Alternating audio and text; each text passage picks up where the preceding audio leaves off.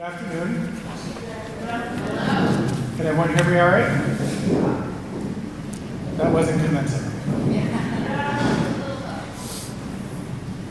Can everyone hear me better now? Great. So my name is Adan Marin, and I am the director of Make the Road, Pennsylvania, and I will be moderating the panel.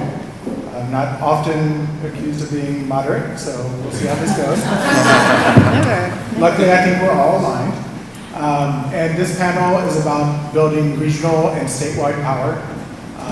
Over the last day or so, we've talked about a lot of the campaigns and the things that are affecting our communities across the state, as well as a lot of the barriers that we're facing. I just want to talk a little bit about Make the Road, Pennsylvania. We are the largest Latinx organization in the state. We have an organizing center in Reading, Pennsylvania, which is about an hour outside of Philly, an organizing center in Allentown, Pennsylvania, and if the pictures were flipping, that would be awesome.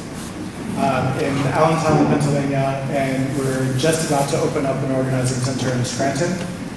So we're throughout the eastern part of the state. We have, on average, about 600 Latinx and other people of color workers who participate in our organization every month. And our model is that we build communities of struggle, so it's not like Robert's Rule of Order. It's where we're building committees of people who are committed to working together. Building community, our meetings start with food and with song, and end with food and song, the variants of food and song. And we're often described as an immigrant rights organization, but that's not really true. Well, it is true, we are an immigrant rights organization, but we're really a worker organization, and our area focuses in Latinx communities. Part of our secret sauce, I would say, in Pennsylvania is that we're not expected to be. We very intentionally are organizing in the areas where no one expects there to be a large uprising of people of color, where no one expects there to be a grassroots membership-based organization that's fighting for justice and power around issues ranging everything from Fight for 15, fair budget, LGBT equality, gender equity, and of course fighting back against the oppression that we're facing from the federal level and federal supporters on the state level. We also are part of a table called PA Resist, which the steering committee of the table is made up mostly of people of color organizations, intentionally, coincidentally, also mostly queer leadership. And we're really people who've worked together going back to the times when Corbett was governor in our state, where we worked together to lead the first effective unseating and defeat of an incumbent in the state. And then the table on the broad scale is made up of a lot of the organizations that have popped up since November. As I describe them, the stand-ups, the risings, and organizations like that, which have popped up all over the state in areas, again, unexpected, don't have much of a connection and networking amongst themselves, or they didn't before the table was formed. And so we're using that table to organize and build power all across the state. I'm not going to steal Lisa's presentation on where power comes in the state. But to us it's clear that you can't talk about building justice in Pittsburgh or in Philadelphia unless you talk about fighting for justice all across the state because of the way that our state is designed, the Constitution is designed, and because of the supermajority of Tea Party jerks that are in our state government. So without too much further ado, I want to introduce Lisa, who I've had the pleasure of working with for many years. She is the Vice President of SEIU Healthcare Pennsylvania for strategic campaigns, and for the union is leading really the fight back and the fight for progress. I would be remiss, it's reminding me, also Healthcare PA is part of the resist table. I should mention the resist table, the steering committee is Make the Road Pennsylvania, One Pennsylvania / One Pittsburgh, SEIU Healthcare Pennsylvania, Planned Parenthood, Power Northeast, and the state Seek-Through table, Pennsylvania Voices. So again, Lisa is leading the fight on behalf of Healthcare PA and really working on getting members involved in the fight and getting us all together on a strategic plan to really change the way things are going. Good. Trevor, do you want me to just tell you to flip, or do you want me to flip? All right, because I was talking about the clicker. All right, so I want to just talk briefly and really just do some framing so that we leave some time for people to dig in, but maybe just set out a couple of facts and parameters within which we can have our discussion. So I heard Adan say Tea Party jerk, so I'm going to give myself the license of saying, I think one way to describe the situation we're in Pennsylvania, indeed in our country, is that a group of older, white, far-right men has managed to wrest power from everybody else on a pretty terrifying scale. I think over the last 8 years or so, we've lost across the country 1,000 legislative seats. They have control of 32 legislatures. They've achieved a trifecta of right-wing power in half of all of the states in the country. I think Trump's election has clarified and created a lot of urgency about this situation, which I would argue has been in process for a good 2 decades. And I think in response, as a result of that clarification, we've seen a brilliant eruption of resistance across the country that has really yet to crystallize into a coherent opposition. And so I would describe our situation as yet relatively inchoate left, fighting against a fairly well-organized and ascendant right, which means we have our work cut out for us. And I think one of the places where our work really has got to center in Pennsylvania is in Pennsylvania. So, Trevor, I hit this one? Oh yeah, so I'm going to show you 2 slides and then we're going to compare them. So this is an easy slide for everybody to understand. This is the electoral outcomes in 2012. So focus on the coasts and focus on the states that you could call the Midwest, or you could call states whose rivers empty into the Mississippi. That would include Pennsylvania. And then now let's skip to 2016. So I'm going to go back again. So nothing changed on the West Coast. Not much changed in New England. Nothing changed in the South. Here's a big change, right? Right there in the states where the rivers empty into the Mississippi. And I just want to give you a couple of indices of the states whose rivers empty into the Mississippi starting to look a little more like Mississippi. So dismantling our organizations, depending on where you come from, if you're a faith organization or you're a union, as I am, or whatever, you would measure this in different ways. My map is going to show you where no rights at work has passed, but you could use a lot of different indices and have the same thing happen to your map. You could look at where are there new voter ID restrictions. You could look at who is looking to criminalize protest. You could look at earned income. Let me just show you what happened. So Iowa somehow already disappeared. That's Iowa. All right, so oops, there goes. Watch this. There's Michigan. Oh goodness. Right, state by state by state, and Ohio's kind of jiggling there because Ohio's really right on the brink. And so of all those states whose rivers empty into the Mississippi, we are in Minnesota, I think people know, one governor's election away from right to work laws and all that follows, name your thing.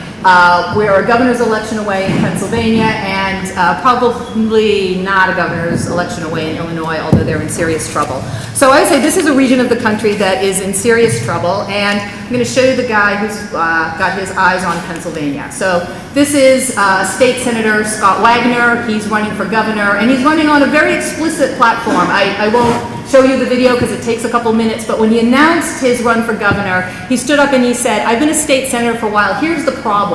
Because we have a Democratic governor, we cannot get our stuff across the finish line. We can't get voter ID across the finish line. We can't criminalize immigrants. We can't bust the union. We can't do any of those things. So I'm going to get in that seat, and then we're going to drag this stuff across the line. What I want to say about those issues, voter ID, immigration, his number one thing happens to be union busting, is, these are not exactly policy preferences or even really values, although we sometimes talk about things in that way. They are clearly, he's talking about power. The man is talking about power, right?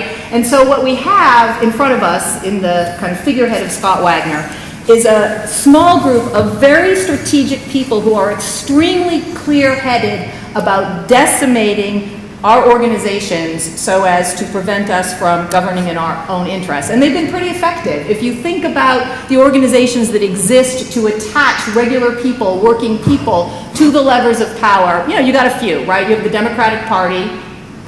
Do regular people think to themselves, get up in the morning and say, oh, I'm a member of the Democratic Party, that's my avenue to power, right? No, not any longer, if they ever did. Do people say they're union? Well, yes, but look what has happened to union density. We all lived through the Acorn fight, right? These guys are not goofy. They are aimed at the organizations that attach regular people to the levers of power, and they are hell-bent on destroying them. That's the problem that we need to address. So, how do we do it? This map is a little crazy, or graphic, kind of hard to read, so I'll just tell you what the punchline is. It's the Allegheny County precinct performance. You could do any county you want. You could do the whole state.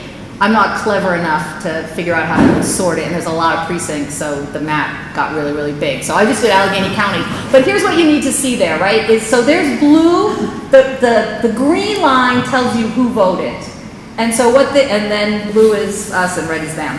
So what you can see there, right, is that in places where we took the share of the vote overwhelmingly, we also didn't vote very much, right? And in places where they took the share of the vote overwhelmingly, they voted a lot. Does that make sense? Right, that's all that map says. That's your green sort of trend line. That's good news and bad news. That's all the news that there is, right? Because that's all the news that there is.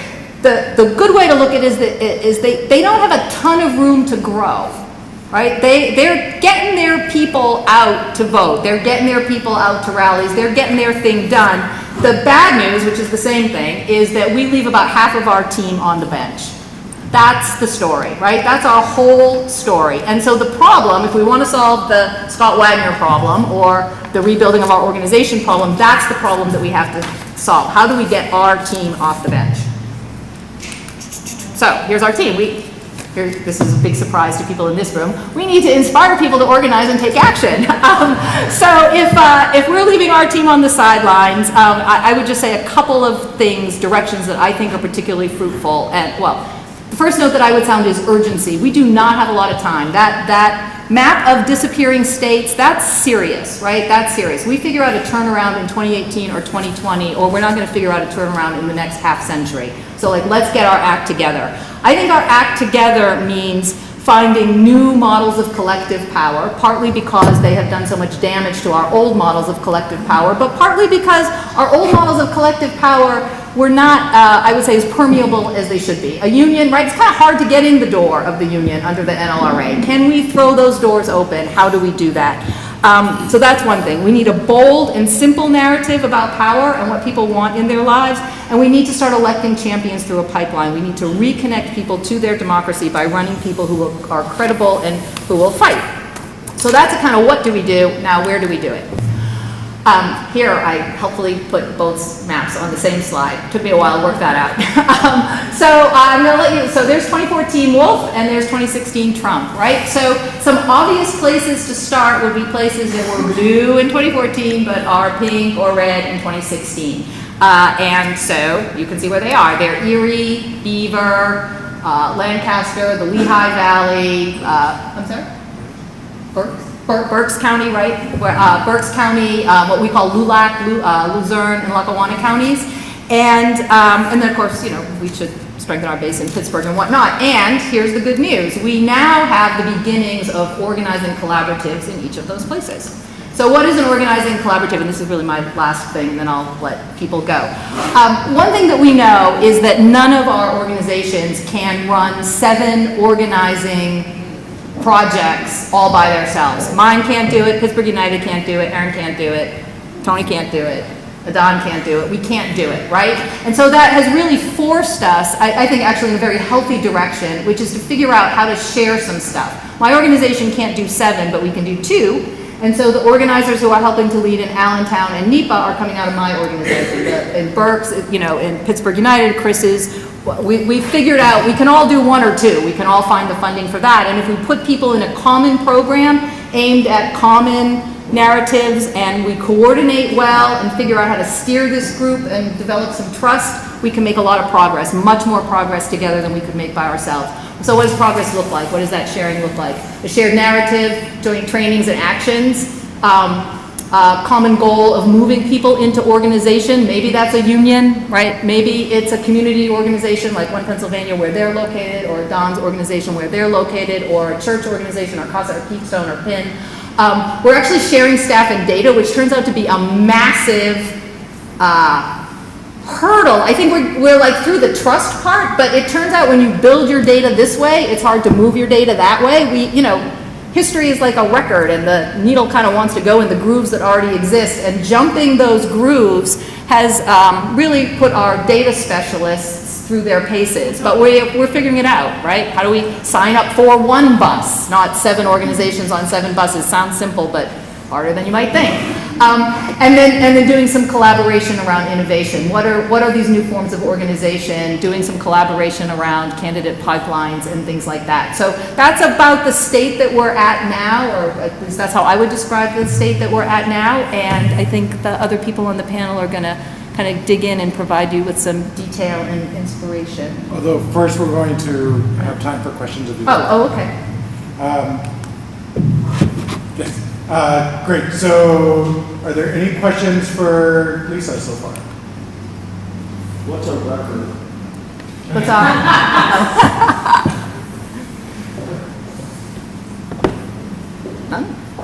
I did want to point out one example of where we've done that recently around the state, because I think that is part of the path to contesting for power statewide, is being able to show up around the state. So most recently, I'd say like May Day, we were able to, through the Resist Table, have over 30 strikes across the state, including 19 university campuses in the rest were cities. I know in Reading, I'm going to brag a little bit, we had over 500 workers on strike, but then we also had 123 businesses that were on strike. And we were able to multiply that power by having organizations like the union, like 1PA, across the state also participating in that. And then there's also been flashpoints like June 5th, where organizations came together from across the state to Harrisburg to fight for a fair budget, and we're sort of doing that again on the 26th. So no one's asking questions, I just thought I'd opportunistically make a play.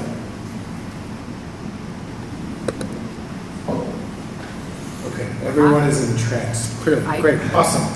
Onward. Very thorough. Great.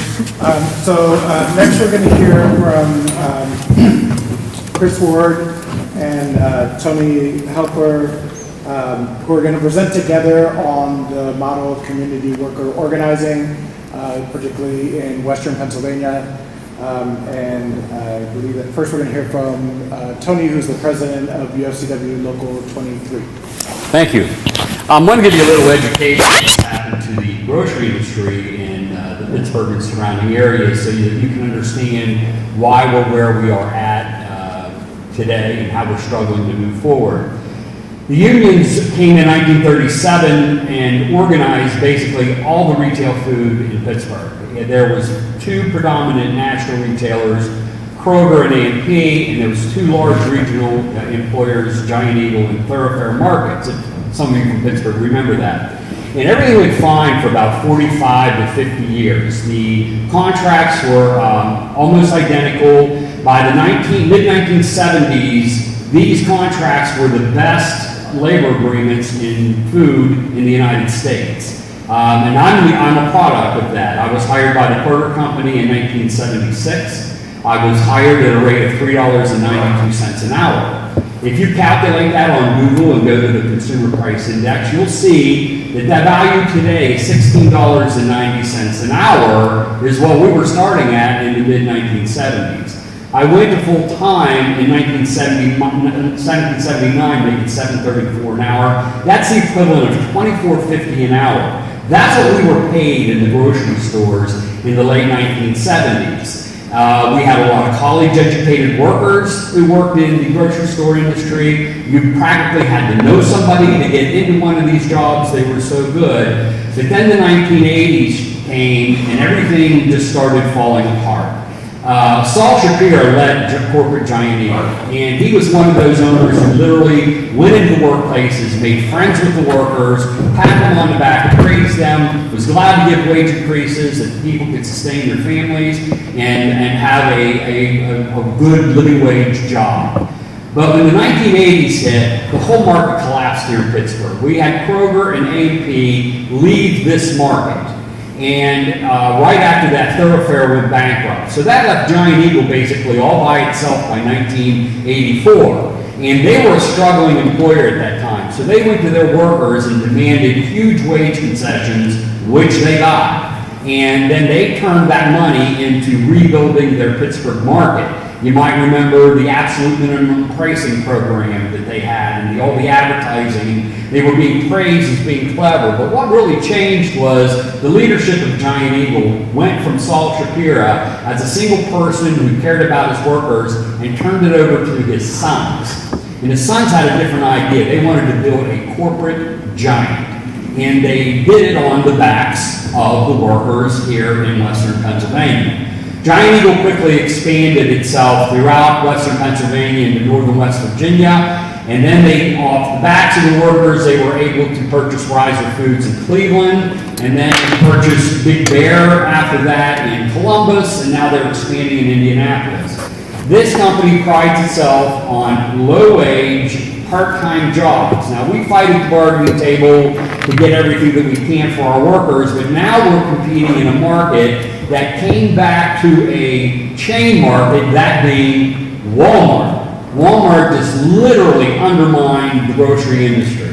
They were paying dramatically less, didn't have the health care, had absolutely no pensions, no rules requiring what the workers, the rights that the workers had. And we were being compared to that during our bargaining as we moved with corporate Giant Eagle. But Giant Eagle was a clever company. They also diversified themselves and they created a company called Echo Realty. And they owned a lot of the properties that they rented back to themselves. But they also began building Walmarts, literally from ground up, to compete against their own stores. And then they would come to the bargaining table and argue with us, look what Walmart's doing. And we found out that they were literally building these markets and bringing them into Western Pennsylvania. And we finally got them to shut up about that. But the workers are becoming furious. Giant Eagle is well known to work part-time workers 40 hours a week and will not allow them to be full-time. So why doesn't Giant Eagle want these workers to be full-time? A permanent full-time position has family health coverage, and it's good family health coverage. The contribution into the pension is higher, and they are available then for different premiums and job opportunities in the stores. So Giant Eagle strictly controls those and will not allow percentages of full-time workers to grow. In fact, we just went through a whole series where the company went to every bargaining unit that they have in their company and they did buyouts. They did the corporate buyout where over 450 people lost their jobs out here at RIDC East. And then they went into the Cleveland market and got rid of over 100 full-time workers there, and they just did the same thing here in Pittsburgh. And so those people took those jobs. The company was very clear, we're not intending to replace these full-time jobs. That's money now that we're going to be able to save for our investment into the future. So I got involved with Pittsburgh United in 2009. I became president at that time. I saw what is needed for our union was to affiliate with other groups that were progressive and saw the problems and were willing to help get in the same fights that we were in. And we partnered with the SEIU and the other groups within the Pittsburgh United. And within the first week that I was president, we were literally blocking the mayor's office, and we were on CNN by doing collective action, demanding a prevailing wage for the service sector here in Pittsburgh, which we were able to accomplish by our activism and working together as community groups. I'm proud to say that I am now the financial director of Pittsburgh United. We're very much involved in the activities. We cannot do what we need to do, as others are saying here, by ourselves. The lift is too high. The jobs that we represent can and have been family-sustaining jobs, and they can be again into the future. But without drawing in the problem and getting involved with other community activists, we don't see the way to make that happen. Our members are hungry to get involved. More and more of them are stepping up as we are organizing them into action. This labor agreement is up in 2018. We've adopted the Fight to 15 campaign. Although the interesting thing that's out there is over the years, there had been tiers created in the labor agreements. And it took some workers to higher levels doing the same job as others who were getting paid at lower levels. We are now battling, we're paying for the tiers of the 1980s. Some of our members actually believe that if it takes me 16 years to make $15 an hour, the new workers, it should take 16 years to make that same wage. And it's not right that they should then be raised immediately. So we have had to organize and confront that ourselves within our union to retrain people that the corporate thought process was for their benefit.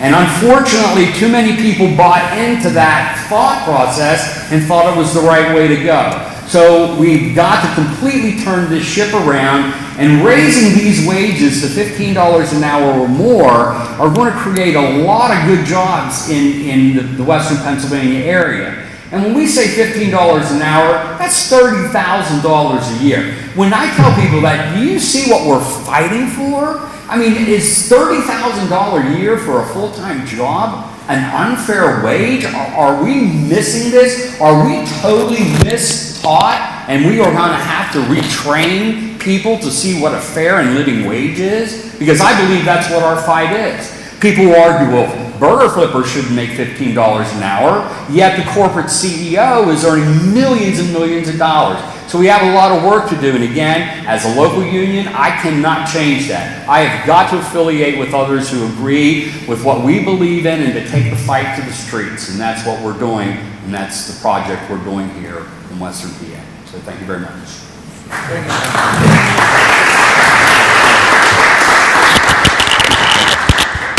Next, we're going to hear from Chris Ward, who is a community organizer with Washington County United, who has many struggles under his belt, including helping to organize Meadows Casino and working on organizing many other casinos.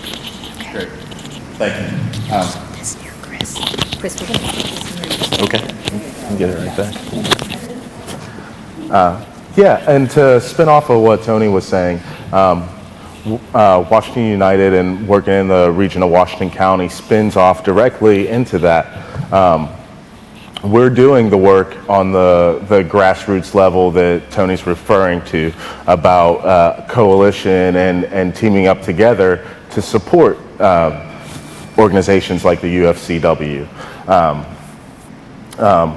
We're working on building infrastructure based around people power to provide support to our coalition partners. One of the main ways we do this is reaching out to people in the community and relating the issues that they see in the declines of their neighborhoods and communities on a daily basis to the bigger picture.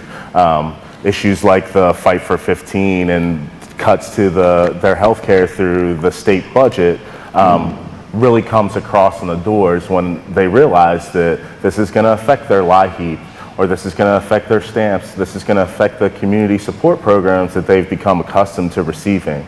And that's when folks really tend to step up and get involved when they see how these larger picture issues relate to them and their families on a daily basis.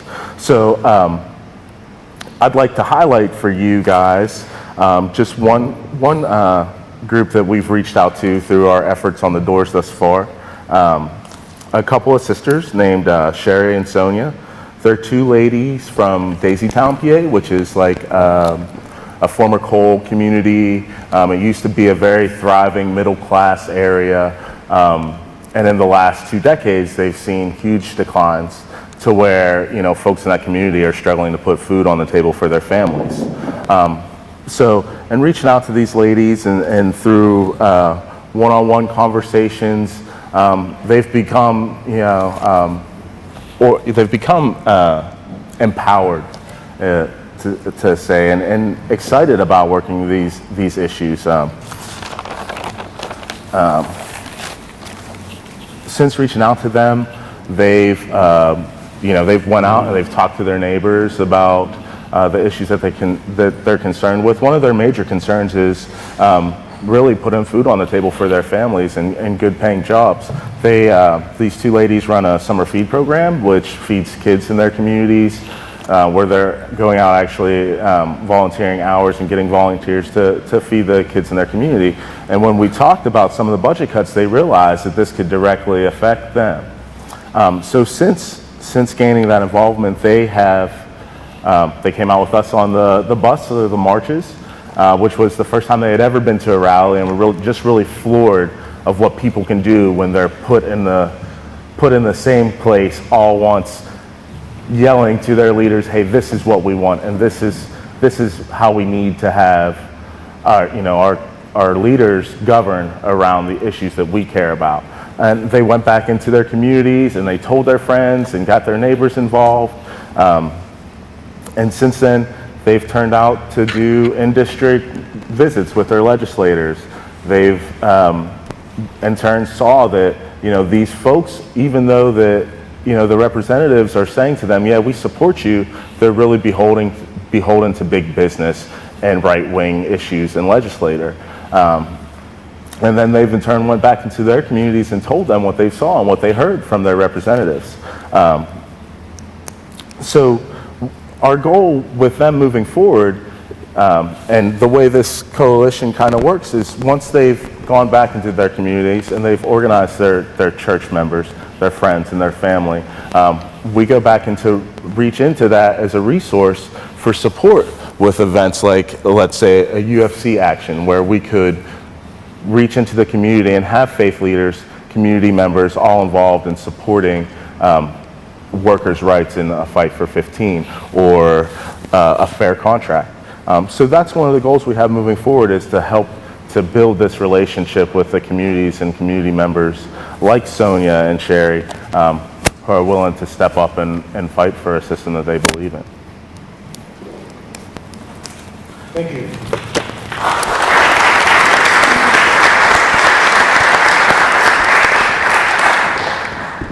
Do we have any questions for Tony and Chris? Karen?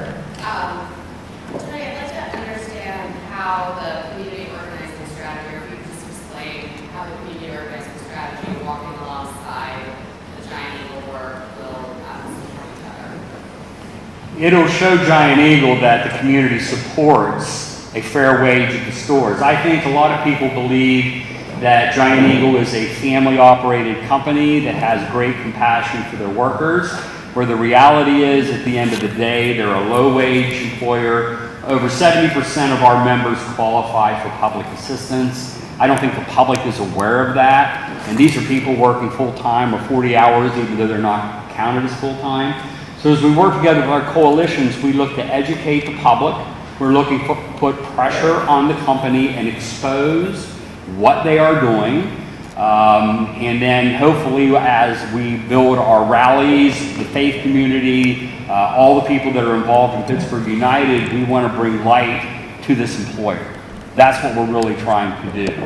We know Giant Eagle participates in its own foundation world too, and they should take responsibility. They say all the right things at the bargaining table, but when the rubber hits the road, it becomes something completely different every time. They say they want to be a partner with the union. As soon as bargaining is done, they go back into attacking the workers' Section 7 rights in the workplace, trying to silence them. And that needs to be exposed. So through our organization with Pittsburgh United, we hope to educate the public, bring more power to our bargaining table with actions that the company can see, and our members the members being engaged in this. They need to believe that there's a possibility and a path to this type of a living wage job again, and by other community groups being involved, we can show that.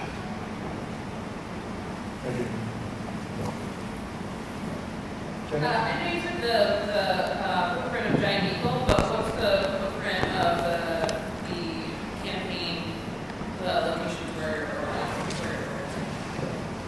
Well, we're working predominantly Allegheny County, Washington, Erie, Beaver, right now. Those are the counties that we're focused on. Those counties all have corporate Giant Eagle stores. Other thing I didn't point out is Giant Eagle is considered a double-breasted employer, and what that means is almost 5,000 of Giant Eagle workers in Western Pennsylvania are not represented by a union. Although we have over 5,500 members in our local union that are at Giant Eagle.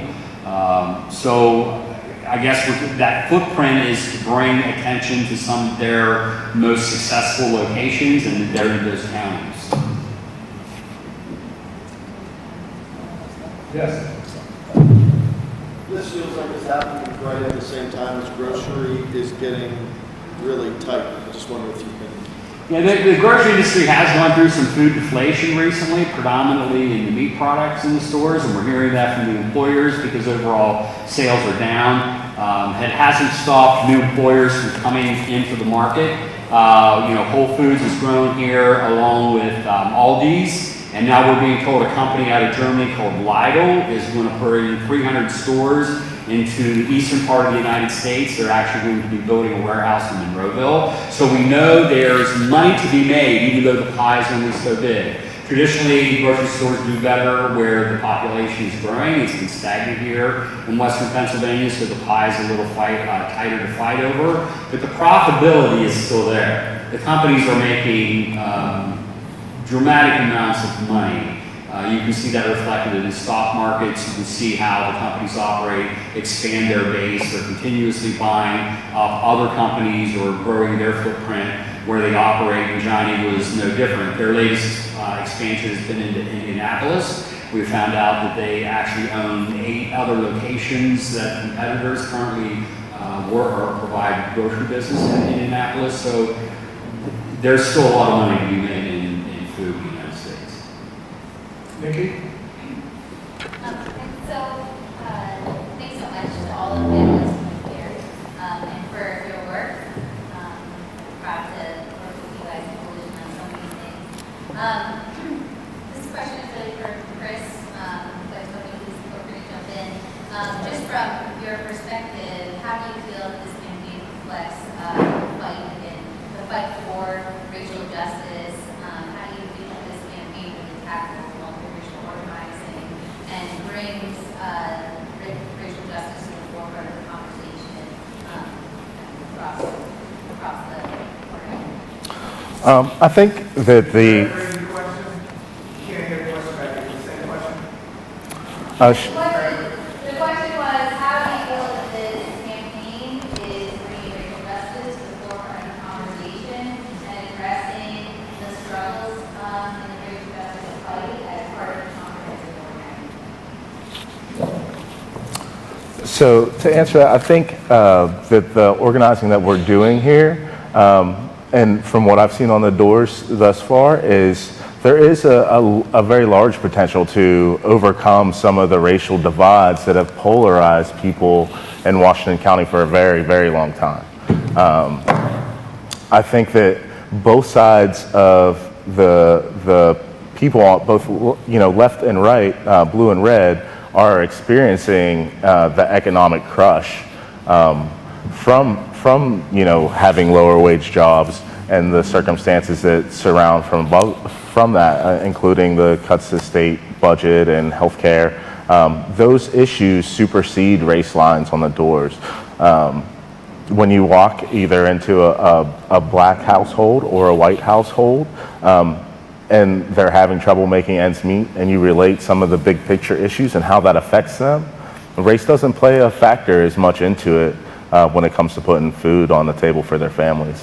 That's something that I found is universal in knocking the doors. No, I would just say I think it brings more social awareness of what's going on and what opportunities are there as we expand and organize out into the communities. We get to meet new people and engage them in ways we haven't in the past.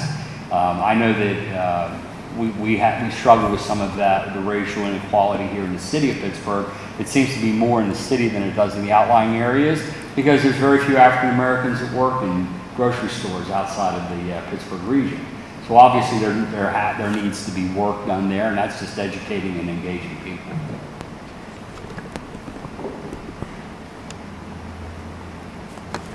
Yes. How does the regional organizing that you are doing in this kind of 5-6 county region filter up and kind of become a part of the state line? How does that filter up? What is the structure for that? And how do you see that affecting state powers? Can you repeat what you just said? Repeat the question. So Matt's asking how 7 regions become a state. Yeah. Right? Is that it? I would say, I think we have been intentional in starting working those regions with an eye towards pulling together some kind of state table. At the same time, trying to be a little bit thoughtful about figuring out what works, what structures are going to help us do the work that we need to do and not be structures that are sort of structures. So I'm sure you've been in situations, your life, I've certainly been in situations in my life where somebody has an idea and it's called, let's build statewide power. And the first thing you do is convene everybody you know in a state, and then you spend a year on bylaws and think we invite the right people. No, I'm sort of serious, right? Like in a time of urgency, we actually were also trying to be thoughtful about not working that way. So we made some bets, some leadership bets. Who, if, and they were, to some extent, also trust bets, like who's going to be able to get out of the gate quickly, and who has an organizational structure that is slower moving, and they will come along at some point, but let's not wait. So we've got this. So I would say, if you took those 7 regions and you did kind of organization overlapping, there's probably, like 80% overlap. Like there's indivisibles everywhere, and they're coming into the conversation everywhere. There is SEIU everywhere, and they're coming, there's some unions who are everywhere. There's one Pennsylvania isn't everywhere, but they're in a lot of places. Adan isn't everywhere, isn't in a lot of places. And so there's lots of lateral conversation that's happening. There's lots of awareness that we need to get to a place, be good to do it by 2018, where we can kind of like snap it together and move in an electoral direction.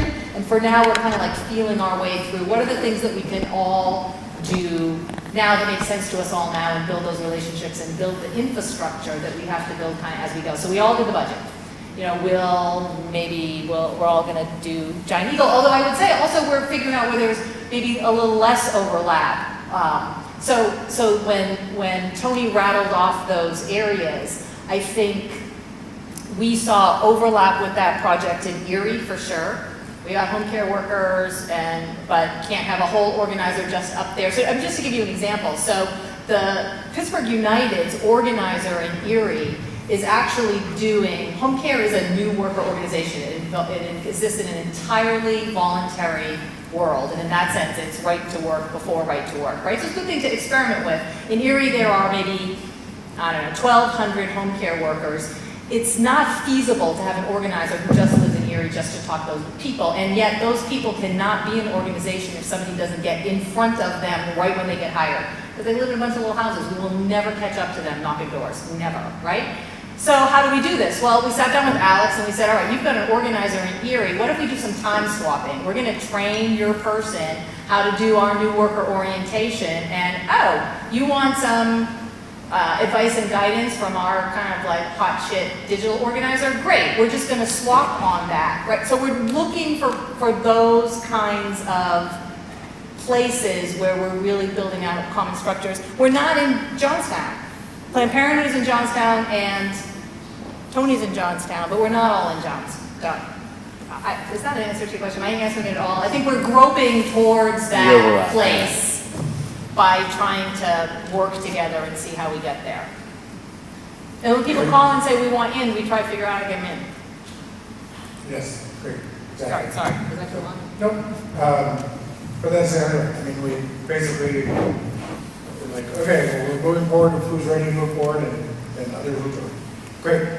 So next we're going to hear from Reverend Greg Holston, who is Executive Director of Power in Philadelphia. It is a PICO affiliated organization that works with faith groups for broad social and economic justice and is helping to lead the campaign to raise the minimum wage in Philadelphia and around the state. And just spent a week with me in Barcelona, which was amazing. You've been explaining that weekend with you in Barcelona. There were 30 of us. It was so amazing. I'm teasing. We had a good time. Had a good time talking about meeting with cities all over, leaders from all over the world around fearless cities and how to develop those fearless cities. So that was a great opportunity for us. Again, my name is Reverend Gregory Holston. I am the Executive Director of Power. Power is Philadelphians Organized to Witness, Empower, and Rebuild. It is 55 dues paying, 65 congregations total in the city of Philadelphia and the surrounding areas, the surrounding suburbs. And now we're organizing also in Lancaster and Dauphin County, Lebanon County, and York County as well. We represent about 50,000 individual congregant members. We are multicultural, multi-faith, multi-racial group of congregations and interfaith as well. I guess I can tell you about the things that we won. We won a referendum in 2014 and raised the wages for contracting and subcontract workers in the city of Philadelphia. Tens of thousands of workers got raises from as little as $2.50 an hour to $12 an hour. 4,000 workers at the airport and our partners with SEIU and so many of our partners helped make that happen. I can tell you about our education work also, where we, in an education coalition across the state, got a fair funding formula for education and raised about another $400 million in additional education revenue. I can tell you also about our coalition, who just together came and fought and won to have a progressive district attorney in the city of Philadelphia, someone who is committed to ending stop and frisk, ending cash bail, ending other criminal justice and mass incarceration issues in our city as elected as the Democratic nominee. Those are things that we worked on in coalition, worked with our partners, and build power together in the city of Philadelphia and beyond. I think what I also really want to share with you is, as we talk about how to build state power, is the need for us to be really authentic in our organizing.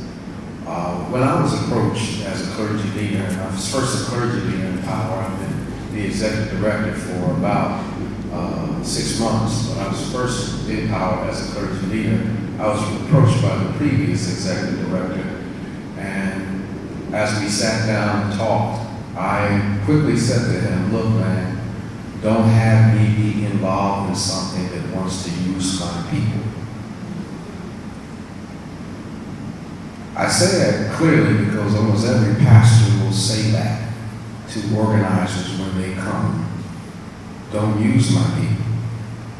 That means don't run a campaign that you're going to get us all hyped up and buyers' lives are going to be changed, and then once that campaign is over, you're gone, and our conditions are the same.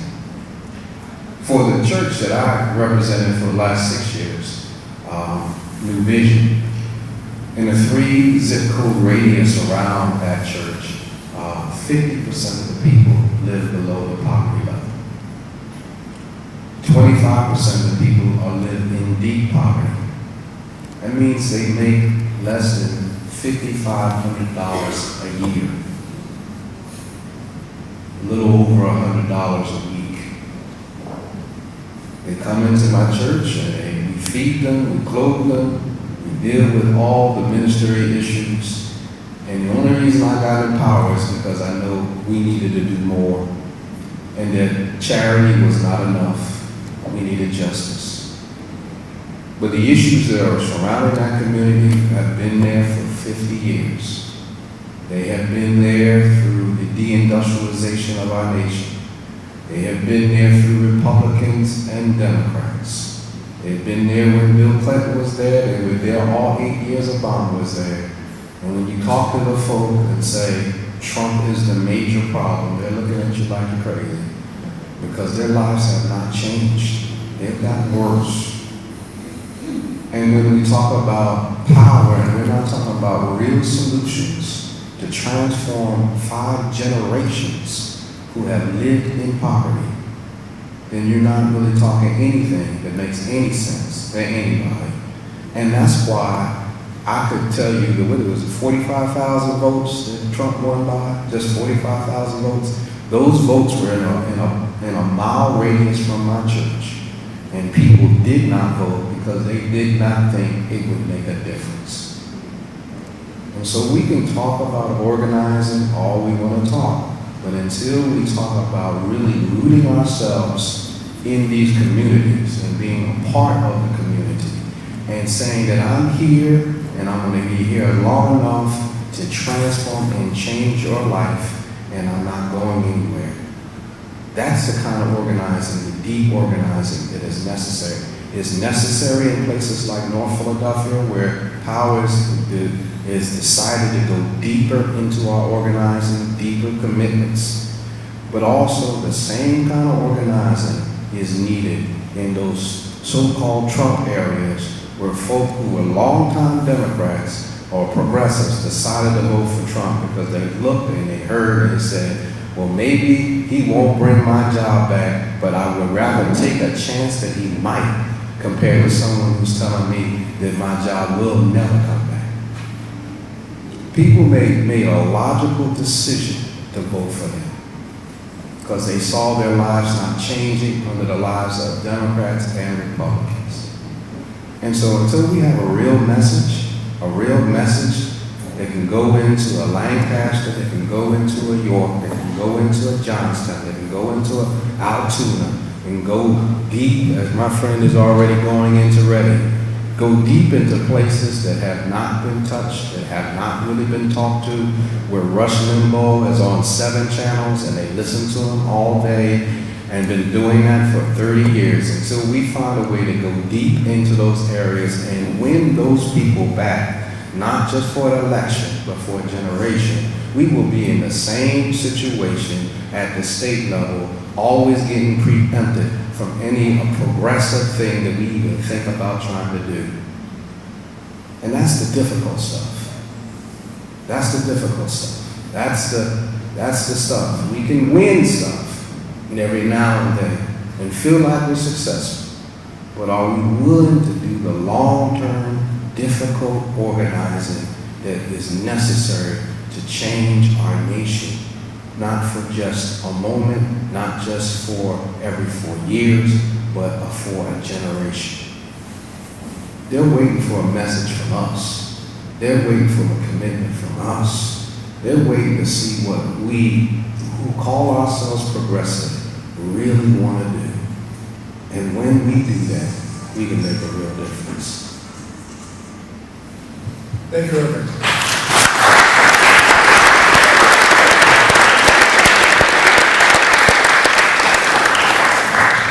So we're going to take a few minutes for questions of Reverend Holston, and then we're going to sort of throw it open for more discussion and cross-discussion, and also prepare for audience participation, because otherwise we're all going to go to sleep. Right? So are there questions for Reverend Holston? Yeah.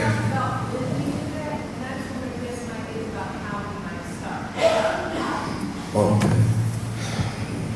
Can you repeat the question? I didn't actually. Oh, she asked me, I said, when we do that, she said, well, she wants to know how. How do we do that?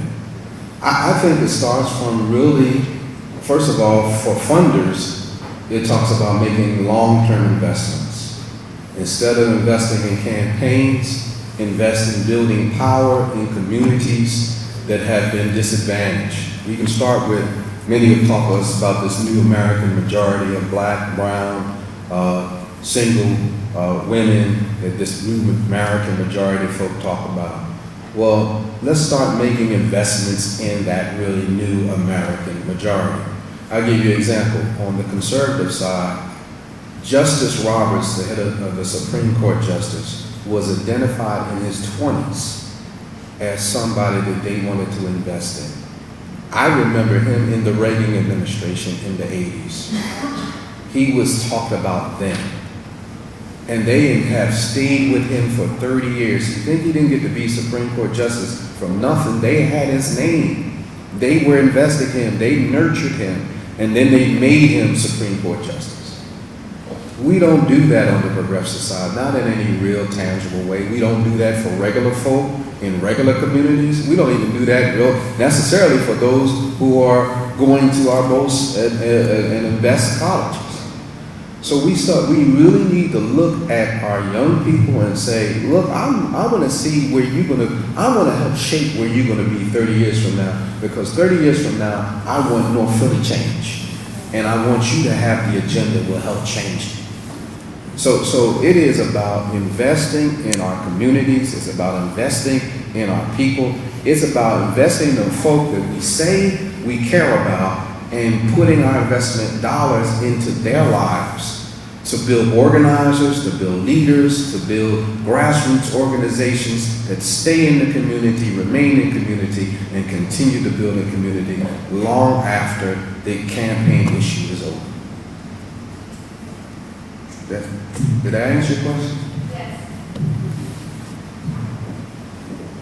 I'm going to piggyback a little bit on that also. You know,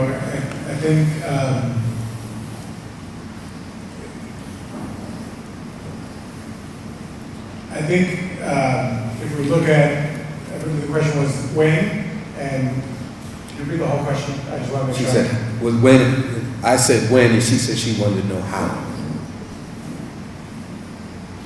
I think that it is clear that, or at least it's clear to many of us, that the way that funding is being done and has been done in this country is not the way that is building power the way that we need it to be done in this country.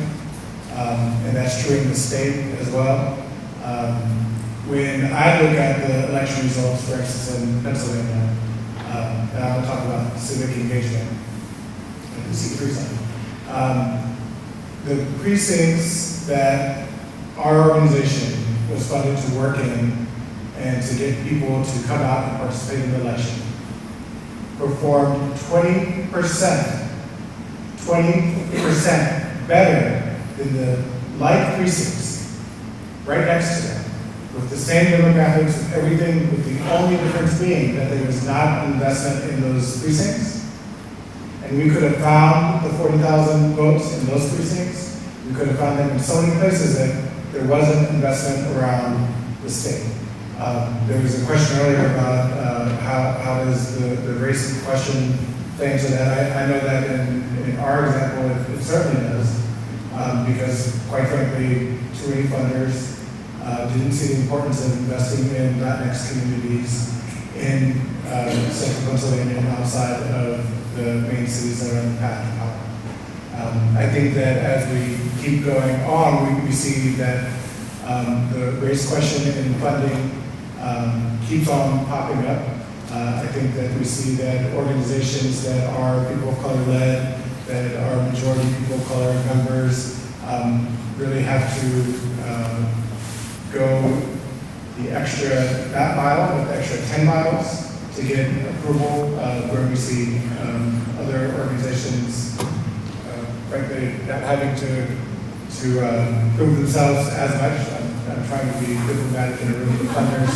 Well, I want you to hear me, but I want you to hear me, not to shut off. But how is, just like the Reverend said, you need to invest in the long term. You can't invest in an organization for 3 months and expect that that is going to lead to drastic power change in areas where we are vastly outnumbered. And then the authentic piece of that is when you drop in, those who invested for 3 months drop in and expect organizers on the leader ground to get people out to vote. You have to go to leaders in the community. And so here you go in 3 months or 2 months, or in some cases 2 weeks before the election, and you're saying I'm having to go to leaders and say we need to get out to vote. They're looking at me like you're crazy, man. You know, I mean, so leaders start to lose their credibility with other leaders in the community, which make it more difficult to do those kinds of things. So then organizers lose their credibility in being able to organize because they're not connected enough to the community because they're being parachuted in at the last moment. We can do better than this. We can do a whole lot better with just, and not with necessarily a whole lot more money, but consistent money. Yeah, consistent, reliable, so that we can plan and organize. I'm sorry, go ahead. Although we could do a whole lot more of a whole lot more. Yes, yeah. I don't want to take that away. You're right, man. You got that. Let me be clear. We can do a whole lot more with a whole lot more money. Yes, we can. Yes, we can. I don't know if this is helpful. You can see it's all on our minds. I sort of share a story that is very much on my mind today because I'm spending a lot of time today trying to figure out who's going to sleep overnight, doing a vigil about the American Health Care Act, right? And I know people in this room know what that is, right? Apart from stripping 23 million people of their health insurance, it's probably the largest transfer of wealth upwards that we'll see in, I don't know, a couple of decades, right? So it's very much on my mind. And so what is also on my mind is something that Adan and I tried to do in 2010, in the wake of the Wisconsin election, the wake of those really awful midterm elections in 2020, where we all went like, whoa, what's going on in Flint, Michigan? The birth of the labor movement looks like a little different.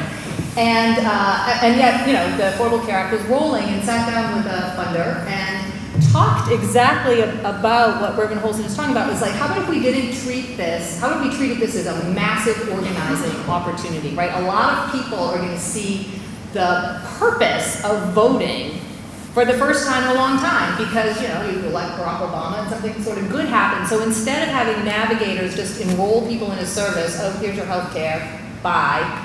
And right, what if we tried to really think about this as a once in a lifetime opportunity to embed people in the communities where Medicaid expansion was going to happen and where people were going to use the exchanges and where indeed Medicaid was going to happen, and just say, live here, do this thing, register people to vote, have trainings, really connect people to organization where we do a little of getting people their health insurance, but it's everybody's nodding their head and understanding. And the Adan will remember the reactions that we got were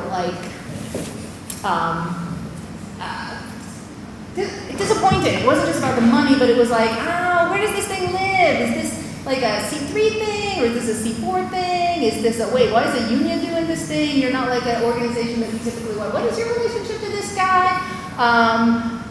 People are going to get the benefit. I think that's what we wanted to get done. We've done the policy papers. It was, and the reason I'm telling the story is because sitting here in Pennsylvania after 2017, on a week out from this tremendous transfer of wealth, I hadn't thought of it in a long time, but today I was thinking about it very much and thinking that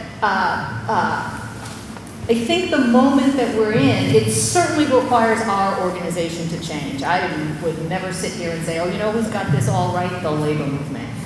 Not, right? Not at all. Our movement has to change in really dramatic ways, and community organizations are really relearning things or learning whole sort of new things. I think we all have to do it together. So I think the funders in the room also have to relearn, find your grooves in the record that mean that we're spinning around in circles and figure out how to jump those tracks as the rest of us are trying to figure out how to jump those tracks. And then just to go back to what Reverend Holston was saying, I think that's what we have to point at. We have to point at, we didn't get into this hole in 3 months. We didn't get into this hole in one election cycle. We got into this hole, depends how old you Yeah, are, how you dated 30 years. Reagan, I don't know, where do you want to start? But, you know, we've been digging this hole for a long time, and none of us should expect that we're going to dig out of it in, you know, 1 or 2 election cycles. We're really going to have to dig in. Yeah, I would add to that you know, one of the houses also, I think you mentioned it as well, is straight public education. Really education campaigns more so than actual issues.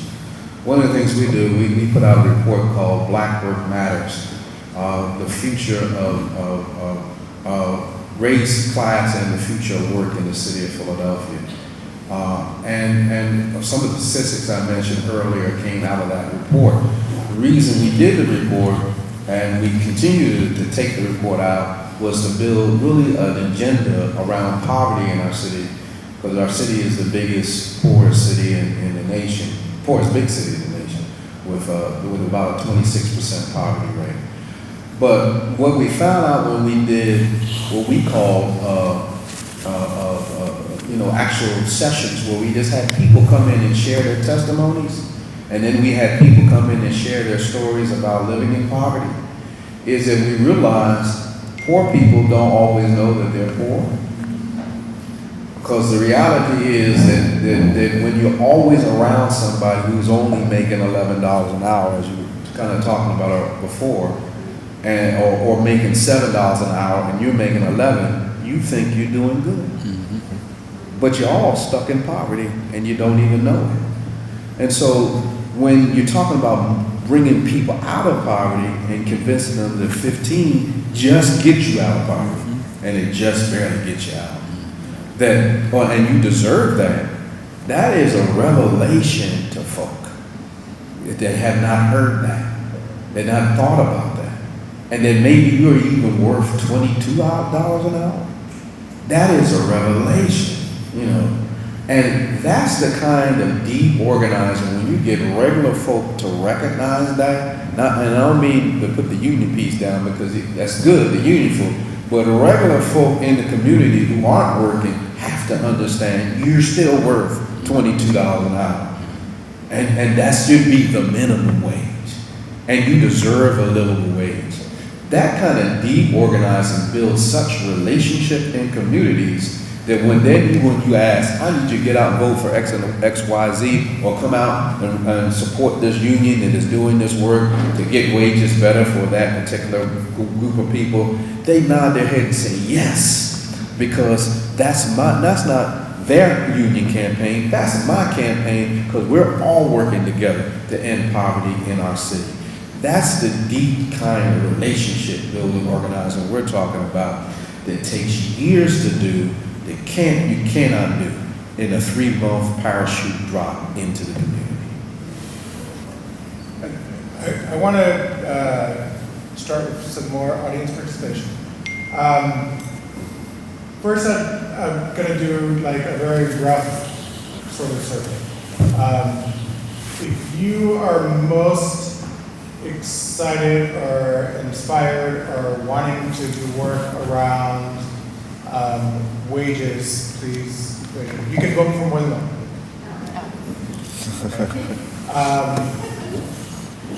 Workers' rights in general. Okay. Housing justice, stopping gentrification. Okay. Immigration. Okay. Racial justice. Okay, so we have a lot of unity here. And are you thinking about how to win those things in Pittsburgh?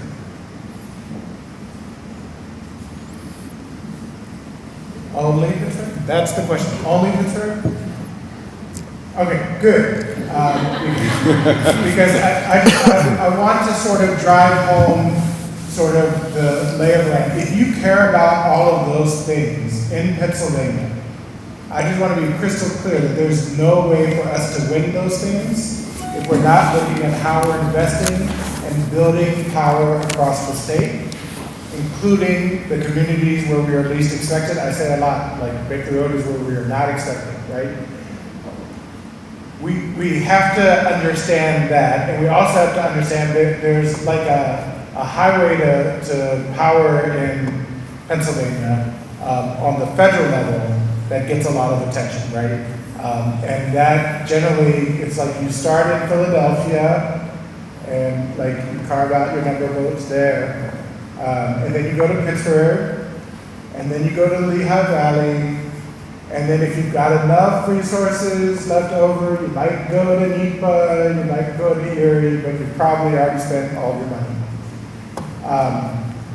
It's important to understand that path because, I mean, that path is based on votes, where there are votes that can be gotten. But I feel like over the past few cycles, definitely this past one, what has been made clear to those of us who are on the ground is that that path needs to turn into a highway or do some more imagination.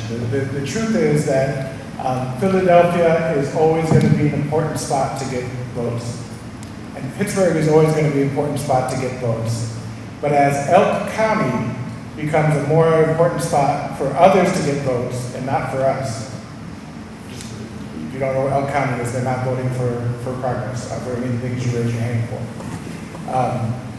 Then it means that we also have to look where we can build power in more and more areas. And so that's one of the things that I personally would like you to think about, how to figure out how to build the investment. Invest in Pittsburgh, right? You came to invest in Pittsburgh, I hope.